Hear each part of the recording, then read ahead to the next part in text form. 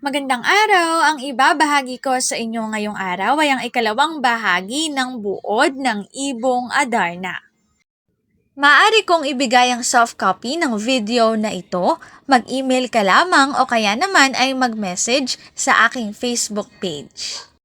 Ilalagay ko ang aking email sa gitnang bahagi ng video at ang Facebook page naman ay sa huling bahagi matatagpuan. Maraming salamat sa panonood!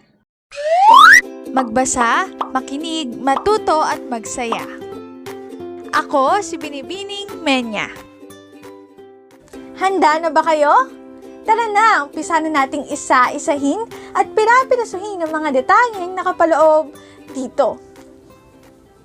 Katulad ng binanggit ko kanina, ang ibabahagi ko sa inyo ngayong araw ay ang ikalawang bahagi ng buod ng Ibong Adarna.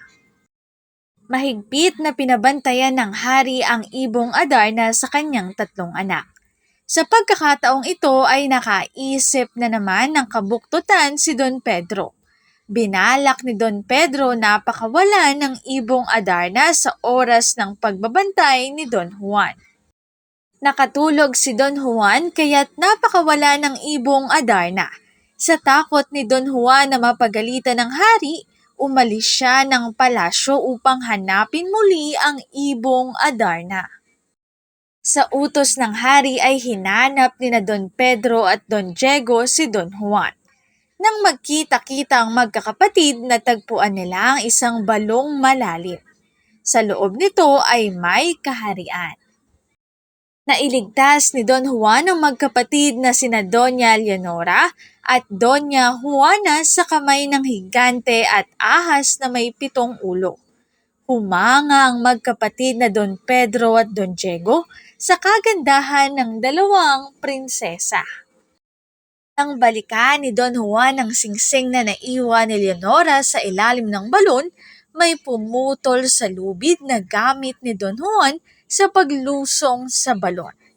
Pinakawala ni Leonora ang kanyang lobo na siyang gumamot at nag-ahon kay Don Juan. Hindi malaman ni Don Juan kung siya ay uuwi o hahanap ng bagong kapalaran. Sa kanyang pagod at hirap ay nakatulog siya sa ilalim ng isang punong kahoy. Nagising si Don Juan sa awit ng Ibong Adarna. Sinabi ng ibon na may magandang kapalarang naghihintay sa kanya sa Reino de los Cristales. Doon daw niya makikita si Doña Maria, isa sa 3 anak ni Haring Salermo. Ilakbay niya ang malayong lugar na patungo sa Cristales sa tulong ng ermitanyo. Sa tulong ng isang malaking agila ay nakarating siya sa hardin ni na Doña Maria. Naliligo noon ang 3 prinsesa. Ninakaw ni Don Juan ang kasuotan ni Doña Maria. Nauwi ito sa pagmamahala ni na Don Juan at Doña Maria. Pinagbili na ni Doña Maria si Don Juan na huwag haharap sa kanyang amang hari sakaling siya ay ipatawag sa palasyo. Ginagawang bato ng hari ang sinumang panghas na pumasok sa kanilang kaharian. Sinunod ni Don Juan ang bilin ni Doña Maria. Sinabi ni Don Juan sa sugo na hindi siya makahaharap sa hari, subalit handa siyang gumalang at sumunod sa ipag-uutos nito. Humanga ang hari kaya binigyan siya ng maraming pagsubok. Si Doña Maria ang gumagawa sa lahat ng ipinag-utos ng hari kay Don Juan. Mas malakas ang agimat o karunungan, mahika blanca kaysa mahika negra ng hari.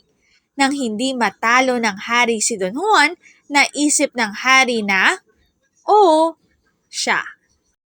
Narito ang aking sanggunian ng mga impormasyong nakatala sa bawat slides. Kung interesado kayo na magbasa pa, maaari niyong bisitahin ang website na ito. Ikalawang bahagi ng buod ng Ibong Adarna.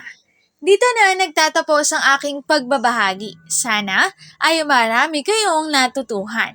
Muli, magbasa, makinig, matuto at magsaya. Ako si Binibining Menya. Paalam!